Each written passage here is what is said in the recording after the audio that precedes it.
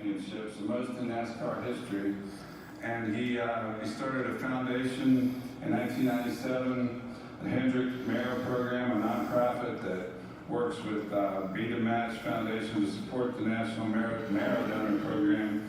He was honored with the Horatio Alger Award, the Constitutional Hall in Washington, along with U.S. Presidents Eisenhower, Reagan, Wayne Gretzky, and astronaut Buzz Aldrin.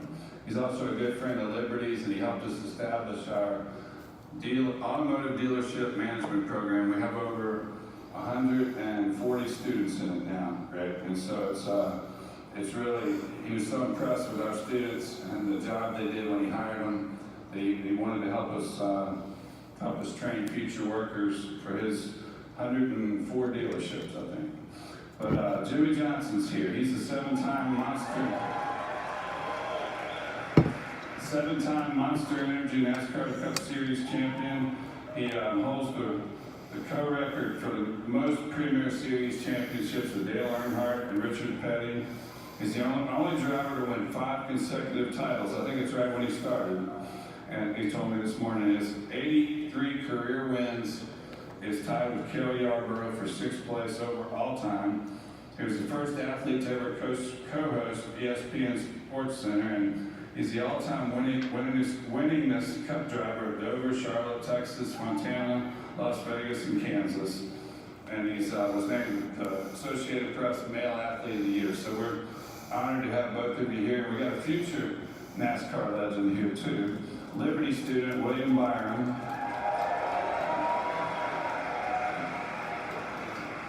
He's in his 2nd season as a driver of the number 24 Hendrick Motorsports Chevrolet. He earned the Sunoco Rookie of the Year in 2018 with 4 top 10 finishes. He scored 4 wins in the Xfinity Series, and he won the Xfinity Series Cup at age 19. His 7 wins in the Gander Truck Series set a record by a first-year driver. And like I said, he's a student at Liberty University. So now we got a short video, and we'll start the program. Thank you. You look at what Hendrick Motorsports is and what Rick Hendrick has done for our sport and the dynasty really that he has built here and the number of championships that they have won. Jimmy Johnson is out of line by the Eagles. Jimmy Johnson is one, and they run it back. Now opposing drivers are saying things like, unfortunately, we're driving during the Jimmy Johnson era. He's the best there ever was. Johnson wins his 11th at Dover.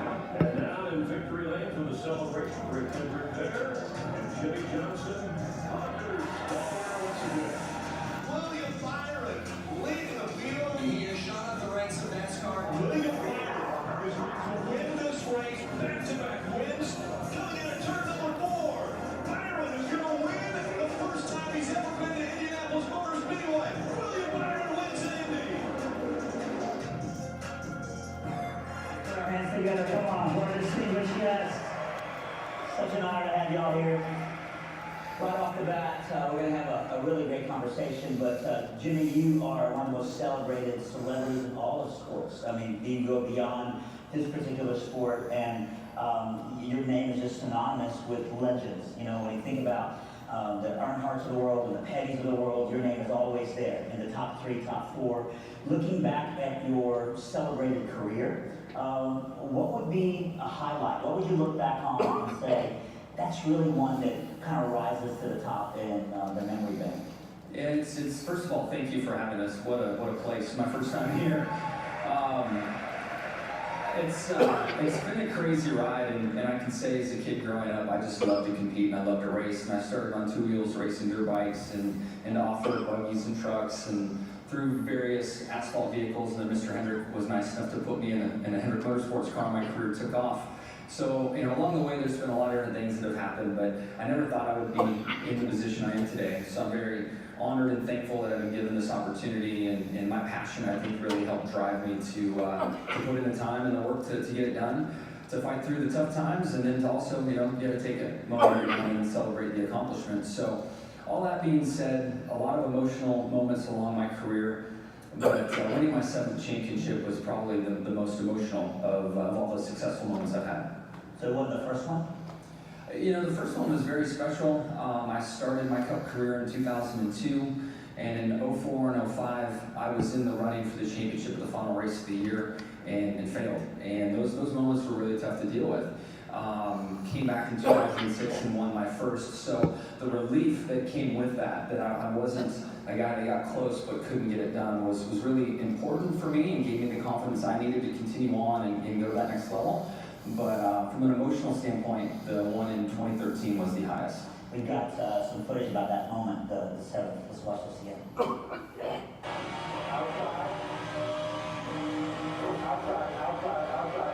Outside, into corners. Clear. Come on, baby, come on. Jimmy Johnson wins his 7th NASCAR championship.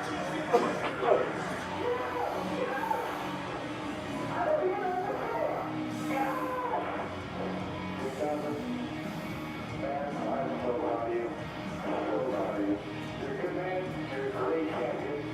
Sorry for the champion, brother. And we're on the race and the champion. You can celebrate anywhere you want to now.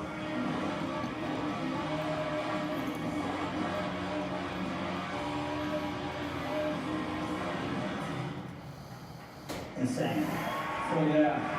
What was going through your mind? What were you emotional about that moment? So just to add a few layers of detail to it all, in 2004 we had a plane crash. One of our aircraft, Hendrick Motorsports, crashed on its way to the Martinsville Speedway.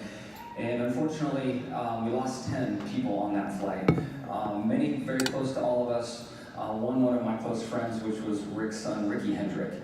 And after I won my 6th championship, kind of the social media era was kicking off, and I had a hashtag 6-pack trying to win my 6th. And trying to find a way to kind of rally my fan base and just bring more meaning to that championship fight, I used this hashtag 7.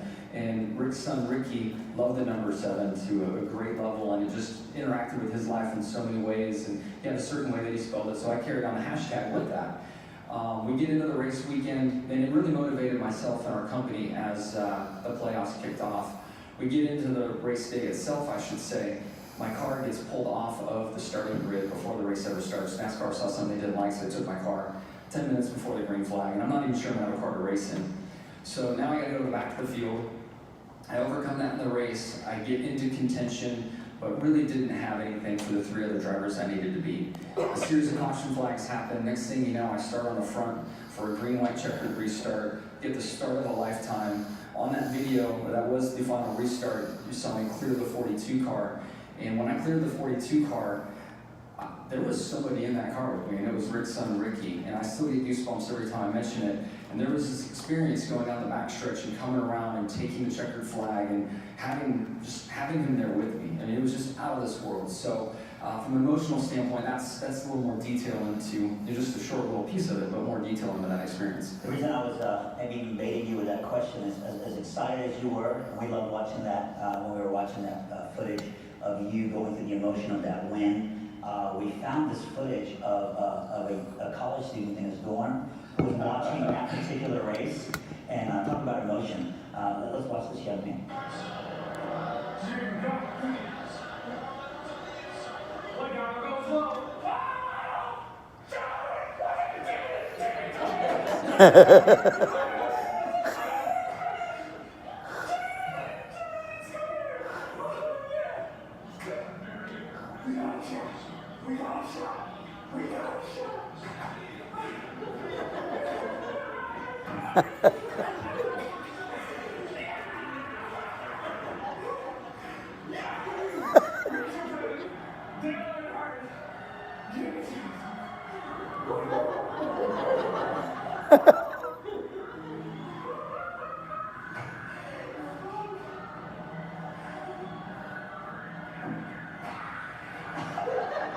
Man, that dude has had Jimmy Johnson into his heart, buddy. He does. I don't know who he is, but thank you, bud.